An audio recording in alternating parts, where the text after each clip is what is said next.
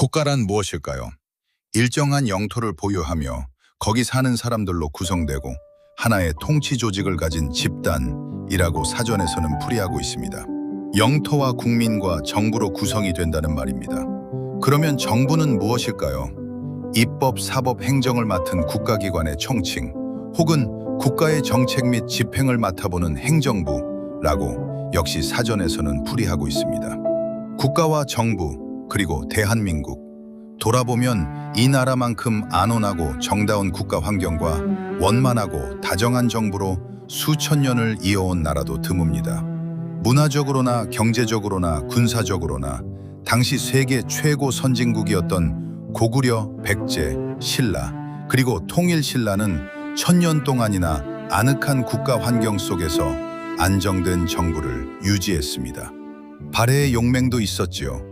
외세의 침입과 강점으로 얼룩진 시기가 있었지만 문화적으로나 경제적으로나 세계 인류 국가였던 고려는 500년 동안이나 화사하게 국가와 정부의 영광을 유지했습니다. 독특한 문화 국가였던 조선 왕조도 500년 동안 국가와 정부의 명예를 지켰습니다. 한 왕조가 1000년씩 500년씩 유지되는 그 안정된 세월 동안 국민은 언제나 반역을 몰랐고 열등감을 몰랐습니다. 무오년 음력 섣달 20날은 양력으로 1919년 1월 21일입니다. 바로 그날 밤 1시 45분에 고종 태황제가 덕수궁에서 사망합니다. 조선 총독부 의원 모리 원장이 밝힌 사망 원인은 뇌출혈이었고 소문 속의 사망 원인은 독살이었습니다. 고종 태황제가 사망한 지 열흘쯤 되는 2월 초 도쿄의 조선 유학생 하구해 앞으로 한 통의 암호 전보가 서울로부터 날아옵니다. 그 물건은 그곳 가격대로 28원에 사라. 김도태. 예정대로 2월 8일에 거행하라는 암호였습니다. 1919년 2월 8일 오전 10시 최팔령, 송계백, 서춘, 김도연, 백관수, 윤창석, 이종근, 김상덕, 최근우, 김철수, 이광수 등 유학생 대표 11명은 이광수가 작성한 28 독립선언서에 서명을 하고 각국 대사와 공사, 일본 정부 요인, 귀족원과 중의원의 의원, 조선 총독, 신문사와 잡지사 등에 우송합니다. 그리고 오후 2시 도쿄 조선 기독교 청년회관에 모인 600명의 한국인 유학생 앞에서 28 독립선언서는 백관수가, 결의문은 김도연이 낭독을 합니다. 조선 청년 독립단은 우리 2천만 민족을 대표하여 정의와 자유의 승리를 얻은 세계 만국에게 우리의 독립을 선언하노라. 4300년의 장구한 역사를 가진 우리 민족은 실로 세계의 역사 깊은 민족 중 하나이며 통일 국가를 유지해온 민족이며 실질적으로는 단 한 번도 이 민족의 지배도 받은 적이 없는 민족이다. 많은 피압방 민족들이 윌슨 미국 대통령이 발표한 민족 자결주의 원칙의 영향을 받아 압박자에게 독립을 요구하고 나서던 때였습니다. 그 무렵 만주 길림에서는 김교헌, 신규식, 김동삼, 김약연, 김좌진, 안창호, 이승만, 이시영, 박은식, 신채호 등 39명의 우리 독립지사들의 이름으로 대한독립선언서, 이른바 무오 독립선언서가 발표되었습니다. 28 독립선언서의 내용은 이렇게 이어집니다. 한일합병이 한국민의 의사와는 무관한 것이므로 일본은 한국을 독립시킬 것이요 미국과 영국은 한일합병을 솔선하여 승인한 죄가 있으므로 속죄할 것이며 만일 이에 응하지 않을 때는 한민족의 생존을 걸고 투쟁하여 독립을 성취하고 말겠다. 이날의 도쿄 집회는 일본 경찰에 의해 60여 명이 체포되고 나머지는 해산되는 것으로 끝이 납니다. 이 독립선언서의 내용과 목적은 2월 8일의 거사 이전에 이미 비밀리에 국내의 민족 지도자 현상윤에게 전달이 되어 있었고 거사 이후에는 국내의 지하신문을 통해서 학생들에게 알려지게 됩니다. 28 독립선언서를 전달받았던 현상윤은 중앙고보에서 최린, 송진우, 최남선 등과 비밀 모임을 가집니다. 그 자리에서 국내의 독립선언식 개최를 결정하고 독립선언서의 원고를 6당 최남선에게 의뢰합니다. 그 무렵 도쿄에서 이들 국내 민족 지도자들의 봉기를 자극하는 또 다른 소식이 들려옵니다. 2월 16일 천황의 집인 황거 인근에 있는 히비야 공원에서 유학생 수백 명이 조국 독립을 위한 연설대회와 시위를 벌였다는 것이었습니다. 그리고 도쿄 한복판에서 대한독립 만세를 소리 높여 불렀던 동경 유학생들 중 체포 구금되지 않은 학생 다수가 귀국을 합니다. 이제 국내에서 만세 소리가 일어나야 할 차례였습니다. 손병희, 김완규, 권동진, 권병덕, 나인협, 나용환, 양한목, 이종일, 이종훈, 임내환, 박준승, 오세창, 홍병기, 홍기조 등 천도교 인사들과 길선주, 김병조, 김창준, 양전백, 유여대, 이명룡, 신응식, 정춘수, 최성모, 이승훈, 신석구 등 기독교 인사, 백용성, 한용운 등 불교계 인사, 이필주, 박희도, 박동환, 오화영 등 청년회 위원, 보성학교장 최린, 대학생 이갑성 등 민족대표 33인이 구성되었습니다. 천도교주 손병희를 중심으로 천도교, 기독교, 불교, 그리고 학생 대표까지 참여한 이 민족대표에 유림을 대표하는 인물이 없다는 지적도 있지만 불과 10년 전에 20년에 걸친 의병 전쟁의 결과로 사형을 당하거나 불구가 되었거나 중국과 러시아로 망명을 한 인사들, 그들이 바로 유림들이었습니다. 김인현 3월 이때 중국과 러시아에서 독립운동을 하고 있는 인사들이 의병 전쟁 당시의 유림이었습니다. 모든 일은 은밀하게 진행이 됩니다.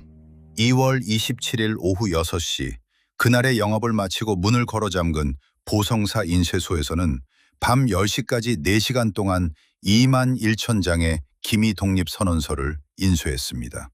인쇄된 선언서는 그날 야간 열차와 이튿날 새벽 열차편에 경부선, 경의선, 경원선으로 실려나갔습니다.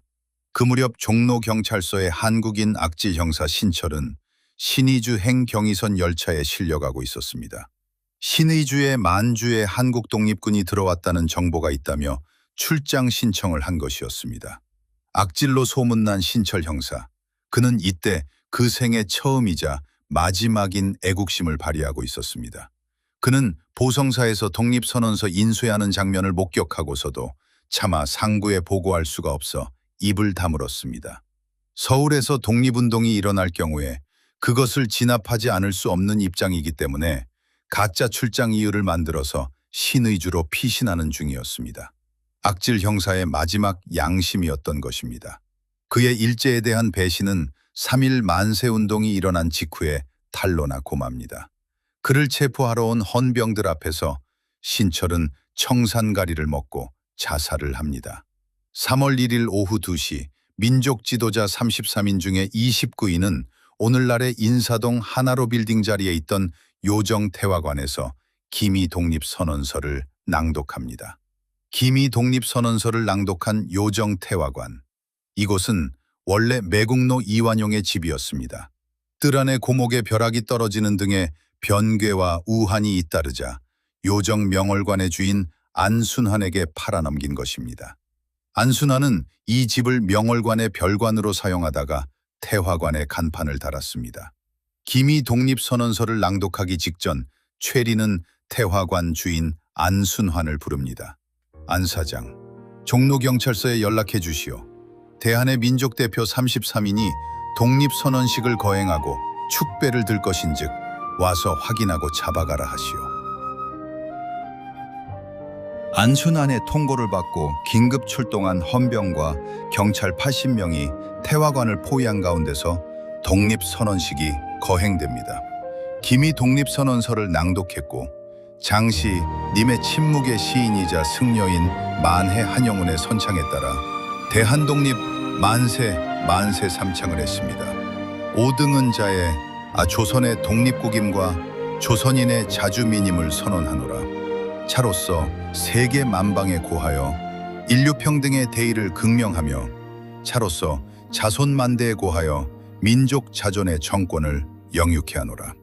반만년 역사의 권위를 위하여 차를 선언함이며 2천만 민중의 성충을 합하여 차를 포명함이며 민족의 항구여일한 자유발전을 위하여 차를 주장함이며 인류적 양심의 발로에 기인한 세계개조의 대기운에 순응 병진하기 위하여 제기함이니 시천의 명명이며 시대의 대세이며 전인류 공존 동생권의 정당한 발동이라. 천하 하물이든지 차를 저지 억제치 못할지니라. 인도주의에 입각한 평화적인 방법과 민족 자결주의에 입각한 자주독립의 전개 방법을 천명하고 있는 1762글자 기미독립선언서였습니다. 민족 지도자들은 종로 경찰서에 연행됩니다. 그 시간에 탑골공원에서는 신원이 밝혀지지 않은 한 학생이 운집한 5천여 명의 학생들 앞에 나서서 기미 독립선언서를 낭독하고 만세 삼창을 선창합니다. 그리고 학생들은 대한독립 만세를 외치며 종로거리에 나섭니다. 그들의 목적지는 대한문이었습니다. 학생들은 대열을 지어 행진하되 여러 개의 편대로 나누어 인원을 분산시켰습니다. 또한 연도의 시민들과 집안의 시민들을 시위 대열에 동참시키기 위해 서울 전역을 편대별로 골고루 돌아오게 했습니다.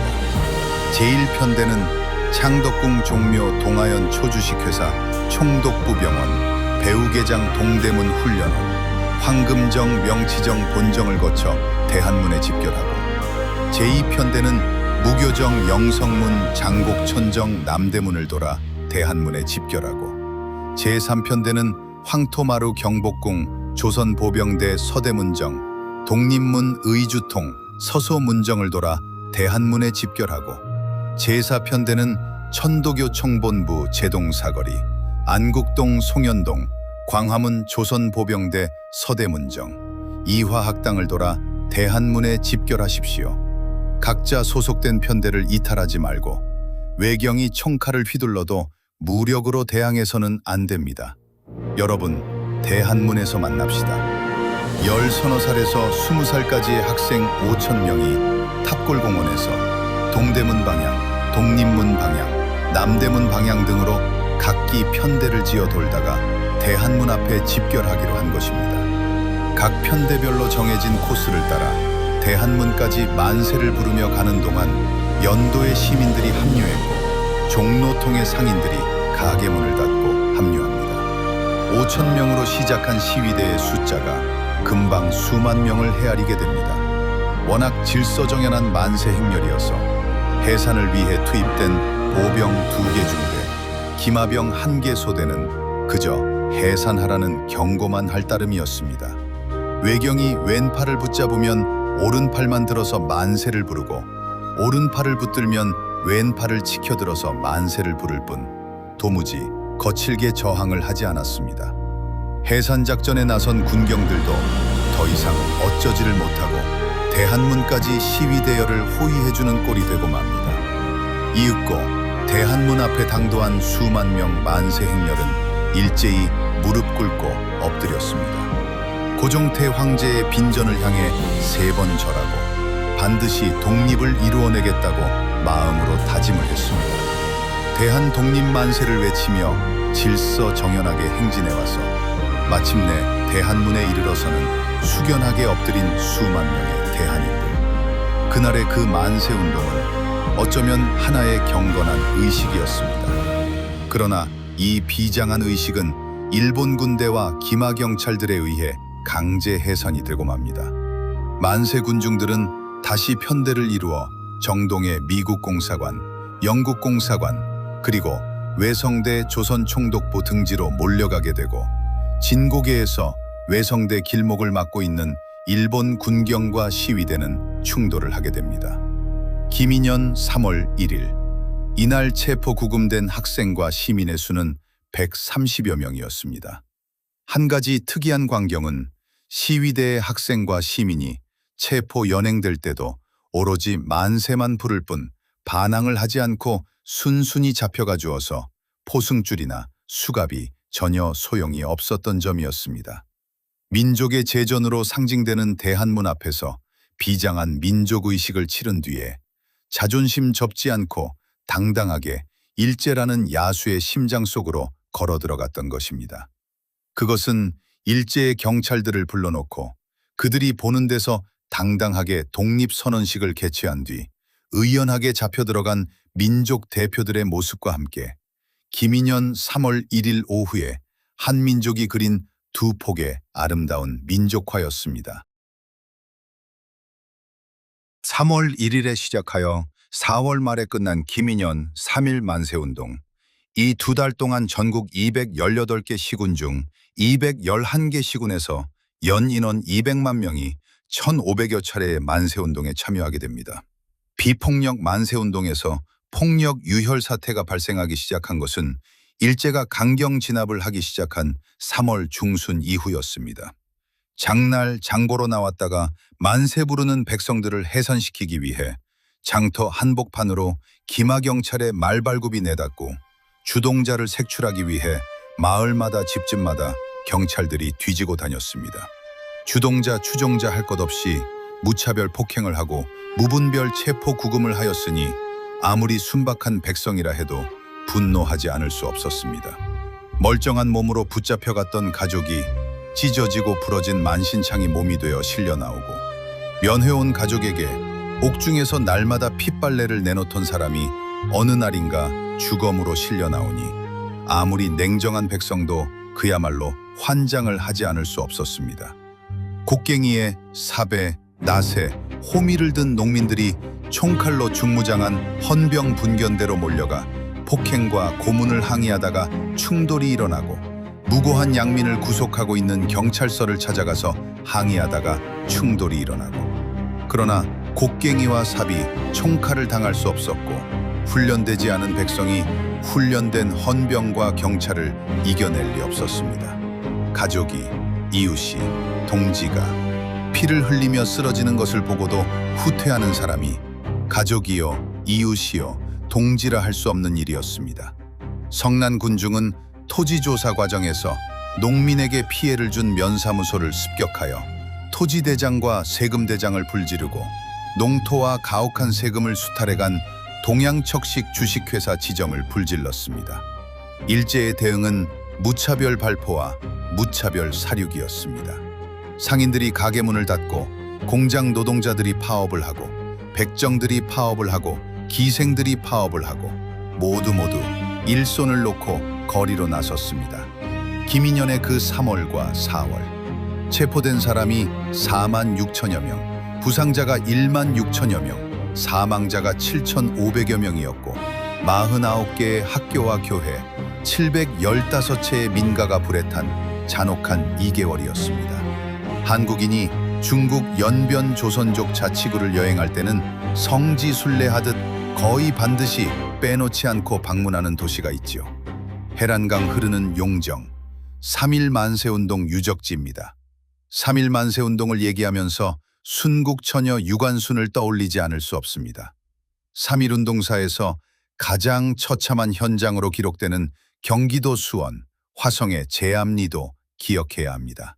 4월 15일, 일본군이 제암리 교회의 주민들을 모아놓고 총격을 가한 뒤 불을 질렀습니다.